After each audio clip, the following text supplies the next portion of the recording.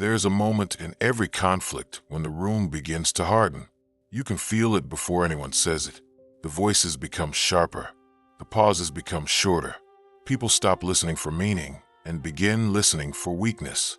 Someone leans forward. Someone folds their arms. Someone repeats the same sentence, only louder. The issue may be small at first. A decision at work, a family disagreement, a message that sounded colder than it was meant to be. But slowly, the question changes.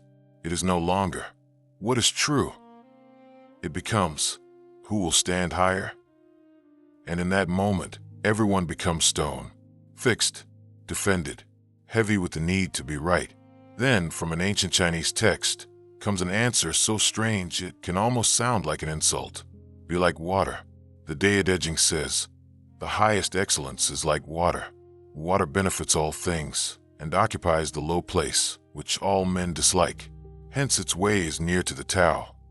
Water does not fight for the high ground. It does not announce itself as superior.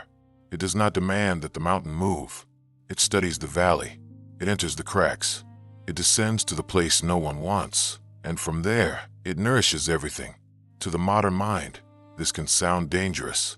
We are taught to assert ourselves, protect our status, promote our value, defend our boundaries, when the argument before someone else wins it against us.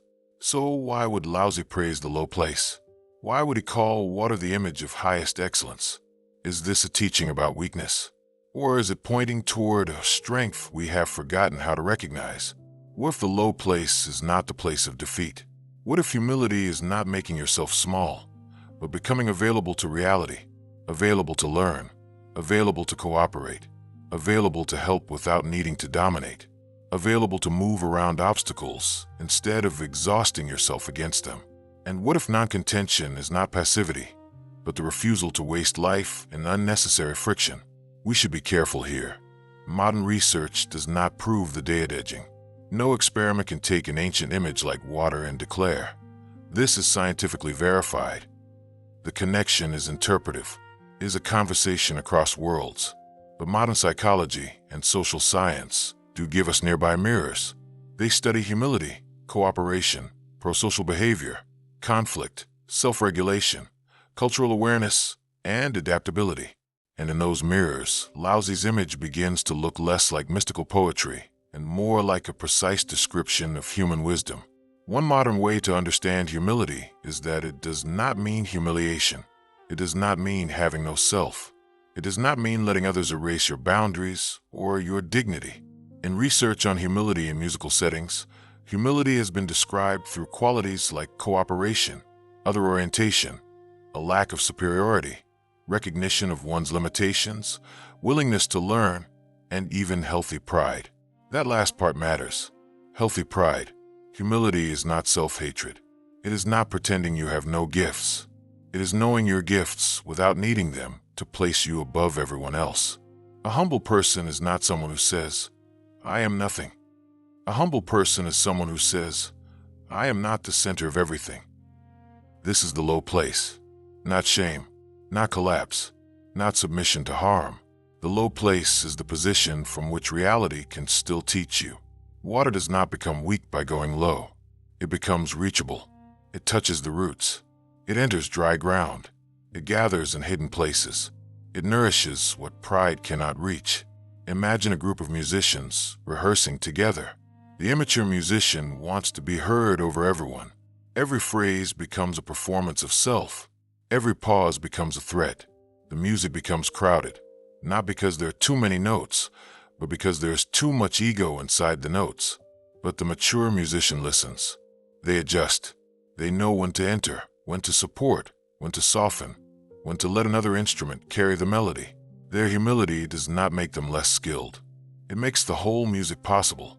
This is water-like excellence, not the absence of strength, but strength that has learned relationship.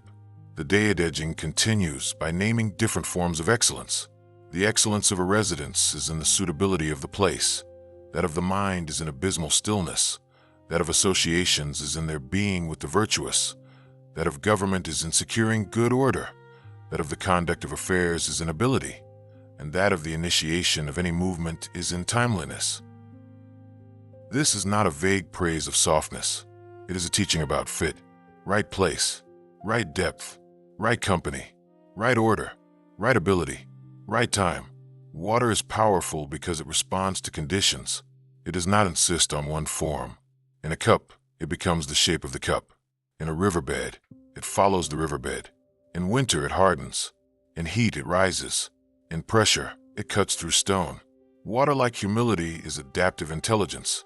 This matters deeply in cooperation. When we try to force cooperation, we often create resistance. We say, "You need to collaborate." We say, "You need to be a team player." We say, "Why won't people just work together?" But water asks a different question. Where is the opening? What is blocking the flow? What would make cooperation feel possible? A longitudinal study in a service context found that cooperation was not driven by good intentions alone. People were more likely to cooperate when they believed they could do it, when they believed it would be useful, and when the idea of cooperating felt emotionally acceptable. Cooperation, in that context, also helped people move toward their goals. This does not mean every situation is simple. It does not mean cooperation can be manufactured with a few pleasant words, but it does suggest something important. Cooperation grows when the path feels passable. Water-like leadership does not only demand movement, it shapes the channel. Think of a leader who tells a struggling team, "You must collaborate better." The words are true, perhaps, but nothing changes. People remain guarded. They do not know who owns what. They fear blame. They are too tired to trust one another. Now imagine another leader asking, "What makes collaboration difficult right now?" Suddenly, the shape of the land appears. Maybe roles are unclear. Maybe past conflict has never been repaired. Maybe people do not believe their effort will matter. Maybe the emotional cost of speaking honestly feels too high. The water-like leader does not simply push harder. They remove stones from the riverbed. They clarify. They reduce unnecessary fear. They make the next cooperative step easier to take. Non-contention is often misunderstood because we think the only alternatives are domination or surrender. Either I impose my will, or I become weak. Either I win the argument, or I lose myself. But water shows a third way. It does not surrender its direction. It simply refuses unnecessary collision. Water does not argue with the rock. It surrounds it. It waits. It wears it down. It finds the channel the rock forgot to protect. This is not passivity. It is patience with intelligence. At the end of chapter 8, Laozi says, "And when one with the highest excellence does not wrangle, no one finds fault with him." To not wrangle is not to abandon truth. It is not silence in the face of harm. It is not pretending that injustice is peace. There is a kind of conflict that clarifies. It names what must be named. It protects what must be protected. It draws a boundary where a boundary is needed. And there's another kind of conflict that only feeds the ego. It begins with a real issue, but soon the issue disappears. Now the conflict is about status, respect, old wounds, the need to be acknowledged, the fear of being diminished, the desire to have the final word.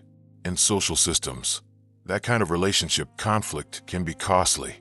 Research in family firms, for example, has shown how relationship conflict can damage both family and business functioning over time.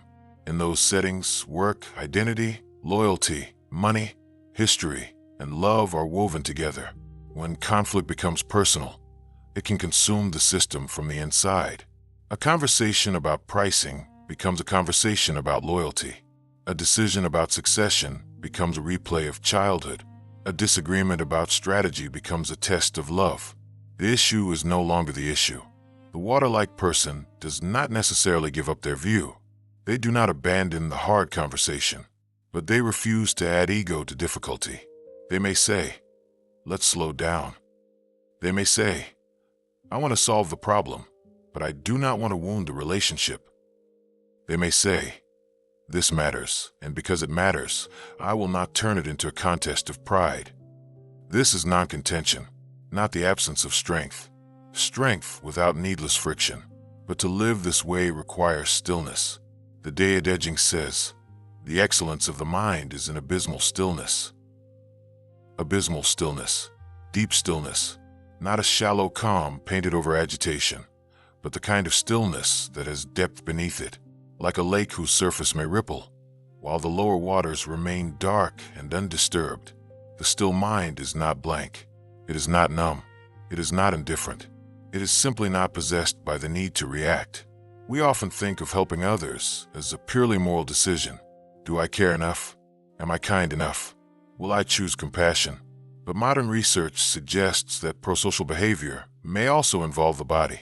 Our capacity to help may be connected, at least in part, to how well we regulate arousal. One recent study with university students examined prosocial behavior alongside physiological patterns related to regulation. The context was specific, and we should not turn it into a broad moral claim. It does not prove that one kind of media simply makes people good or bad. Human beings are far more complex than that, but the study points toward a larger and very human truth. Helping is harder when the body is locked in threat. When the nervous system is braced for attack, the world narrows. We scan for danger. We interpret ambiguity as insult. We become less curious, less patient, less available. We may still believe in kindness, but our body is preparing for battle. This is why stillness is social strength. A regulated person can respond instead of react. Think of receiving a hostile message. You feel the heat rise immediately. Your jaw tightens. Your hands move toward the keyboard. In your mind, the perfect reply is forming. Sharp, brilliant, devastating. You can already feel the pleasure of sending it. But somewhere inside, water remembers. Pause. Breathe. Do not answer from a first wave. Let the body come back. The quiet mind is not empty because it lacks thought. It is spacious because it is not crowded by reaction. From that space, you may still say something firm. You may still name the harm. You may still draw a boundary, but you are less likely to confuse punishment with clarity. This is one of the most practical meanings of the low place. The low place is where we stop trying to rise above the other person long enough to understand what is actually happening. In modern social life, this also connects with cultural humility. Cultural humility asks us to meet difference with deep self-awareness and without assuming that our own perspective is central, complete, or final. It does not mean having no convictions. It does not mean refusing to act for justice. In fact, it can support action because it keeps us from confusing our limited viewpoint with the whole truth. To occupy the low place socially may mean this. I will listen before I rank. I will learn before I judge. I will notice the assumptions I carry into the room. I will not demand that every person's experience fit inside my existing categories. Again, this is not disappearance. It is not moral weakness. It is the discipline of not making yourself the measure of all things. Water benefits all things because it does not need to stand above them. It reaches by descending. It serves without announcing itself. It is close to life because it is willing to touch what is low, hidden, ordinary, and ignored. Then comes one of the most subtle teachings in the chapter. The excellence of initiating movement is in timeliness. Water is patient, but it is not inactive. It gathers. It waits. It senses pressure, slope, opening. And when the conditions are right, it moves completely. How many conflicts in our lives are made worse not because the truth was wrong, but because the timing was wrong? You say the right thing when the other person is exhausted. You raise the hard topic when everyone is already defended. You send a message while anger is still in your hands.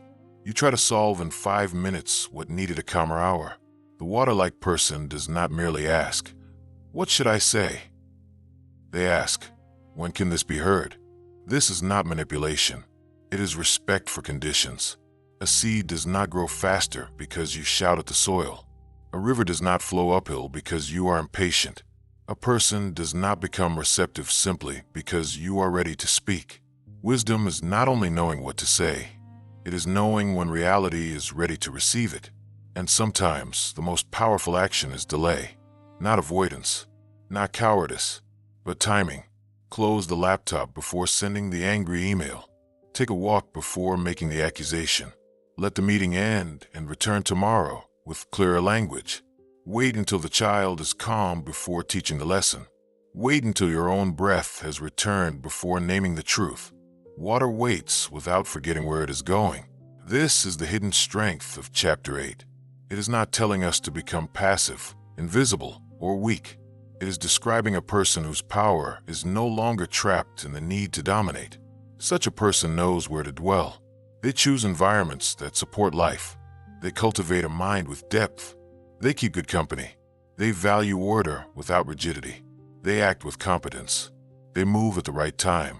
And because they do not wrangle for the highest place, they are difficult to blame. Not because they are perfect, but because they are not constantly turning life into a contest. Now the image becomes clearer. The low place is not below life. The low place is where life gathers. Water benefits all things because it does not need to stand above them. It cooperates with reality. It does not waste itself in needless quarrels. It is still enough to respond. It is flexible enough to find the opening. It is humble enough to learn the shape of things. Humility is not, I am nothing.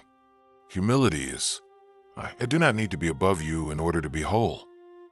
This kind of humility can change how we live in very ordinary ways. Before moving forward, go low.